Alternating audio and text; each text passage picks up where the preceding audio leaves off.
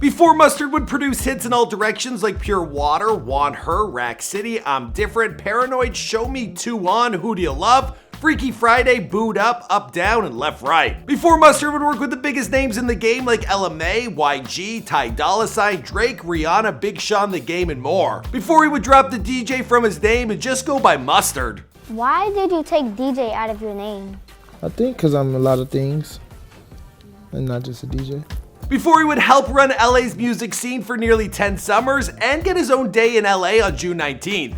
It's like tunnel vision. I don't think people give you enough credit as an executive to be able to do the things that you've done and break artists the way you have. Before Mustard would have nearly 400,000 Twitter followers, 2.2 million on Instagram, and close to 500,000 subscribers on YouTube at the time of this recording. Today, Mustard is responsible for some of the biggest hits of the last decade, and he's worked with basically every major artist in the game. Now, Mustard began DJing at around 12 years old after his uncle handed him the turntables at a family get-together. Now from there, Mustard, he fell in love with music and he never looked back. But his first big hit, it wasn't even meant for the artist who ended up recording to it. Talking Rack City. Don't compare me with nobody. Don't compare me with nobody. Over on IG, Mustard posted after getting 2 Grammy nominations and enough bread to pay off his house in full and buy himself his dream car. I remember having my first kid and not having enough money to pay my car note, let alone get an apartment. But look at us now. Now for any up and coming producers out there, this is a story you're gonna wanna hear. What's going on, guys? It's your boy Michael McCredden, documenting the life and career of Mustard prior to fame, here for you of course before they were famous. Now some other recent drops on this channel include Lil Got It, WizKid, and Danny Brown. Now we've tackled a few other producers in the past, including Mike Will Made It and Metro Boomin, but of course there are plenty of others. So you gotta let us know who's next in the comments down below, but I also got a trivia question for you guys. What is Mustard's favorite condiment? The answer might actually surprise you. Alright, let's get into this video.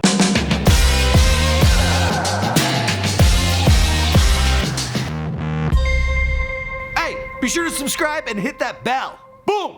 Would you have any Grey Poupon?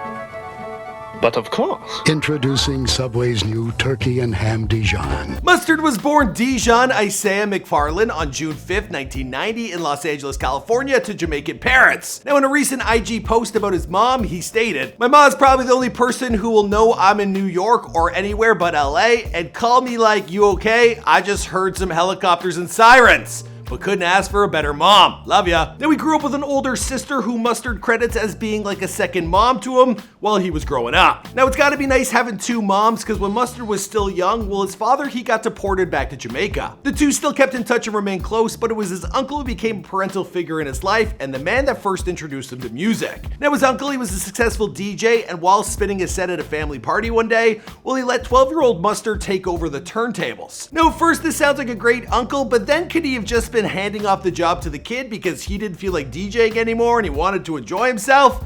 I guess we'll never know. But either way, well, he never returned to that party and he left the job in the hands of a young Dijon.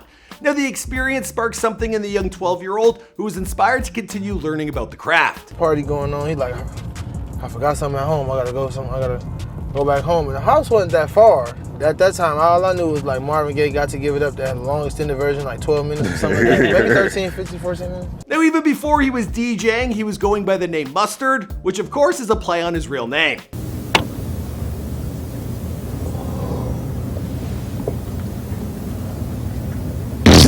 And you gotta imagine there were kids making jokes left, right, and center, but he just decided to run with it. What is your first name for real? Dijon. That's crazy. Yeah. And so therefore, Oh my gosh, Dijon. Yeah. That's awesome. you know what I'm saying? That's so awesome. Yeah, that's crazy. That's a cool name. Yeah, yeah, it is. After that fateful day with his uncle, he studied DJing, and by the age of 14, Mustard was DJing in high school parties. Now he was inspired to move his skill set from just DJing to producing after watching one of his friends produce beats. He told Hip Hop DX in a 2012 interview, 3 years ago I started watching my friends making beats and I started watching him. I'm like, dang, I want to do that. So I taught myself everything. I taught myself how to play piano. I taught myself everything to make beats. Now after that, Mustard, he knew he had some talent. Now he cites Dr. Dre, Lil Jon, Kanye, and Swizz Beatz as some of his early role models. But he also says that Al Green, Frankie Beverly, and James Brown, they were in heavy rotation when he was first making music. Mustard began messing around with making beats and learning how to produce using Reason 5. But But everything changed when he met fellow LA artist YG. Now YG, he became one of the first rappers to ever rap over one of Mustard's beats. But at first, before the two ever met, well, Mustard actually found YG's early mixtape and began mixing his own songs into new records.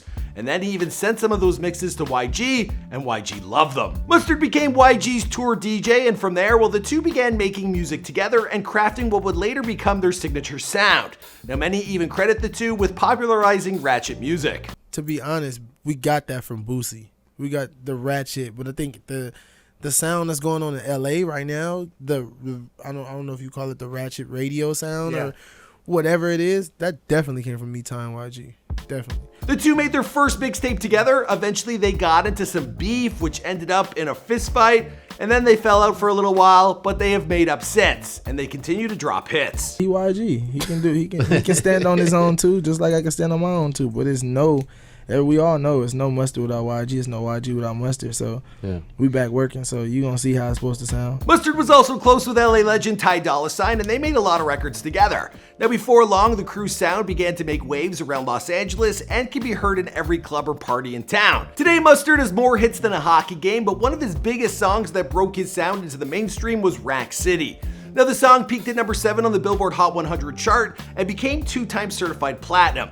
Now the connection to Tyga, it happened through his friend YG. The beat was originally supposed to go to YG, Tyga called YG and asked him who made his beats, so YG gave him Mustard's name. And YG, well, he had the vision and told Mustard that Tyga should have that beat.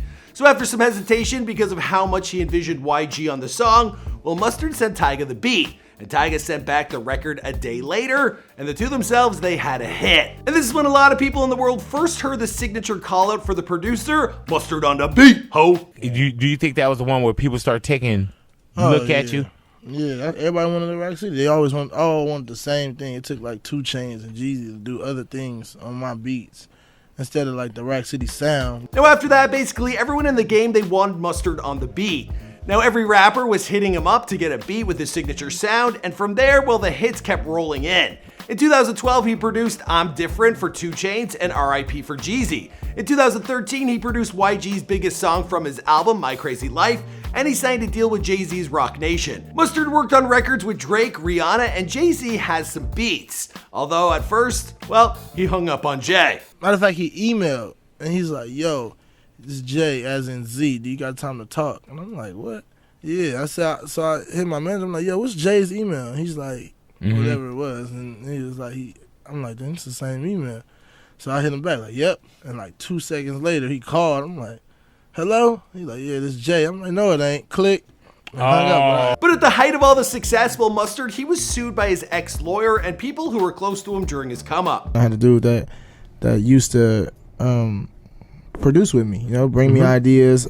I would make the beats though. You can bring me an idea, right? It's up to somebody else to make that beat. Raw sketches. Million people brought raw sketches to Dr. Dre, sketches to whoever. Yep. And he made the beat. He connected it with that artist. He brought it to that artist and made it what it was. You know what I'm saying? Yes, sir. And that's kind of where it went. He kind of felt like he wasn't getting what he deserved. You know what I'm saying? I felt different. I felt you're getting everything you deserve. You know what I'm saying? Because like I said, I don't want anything that's not mine, but I want everything that is mine. Now that's probably the same friend that he referenced in the interview from earlier in this video. But either way, the lawsuit, it was settled and it was back to business for Mustard. In fact, things went to a whole nother level.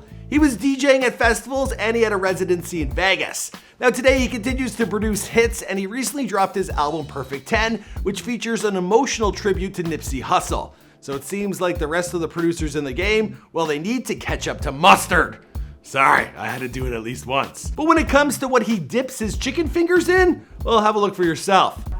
What's up? Ketchup, mustard, hot sauce, or ranch. Ranch. So Mustard, he likes ranch. Yeah, shout out to them kids for asking the real questions. As for the rest of the story, I think we're gonna wrap this one up here because this is Before They're Famous. My name is Michael McFarlane. We make all sorts of celebrity bios here for you on this channel. If you're new to the channel, be sure to subscribe. Let us know who's next in the comments down below. We've selected another video for you to check out, but be sure to check out the YG Before They're Famous. They're never your favorite artist unless you've watched the Before They're Famous. You know what I mean? All right, see you guys in another video.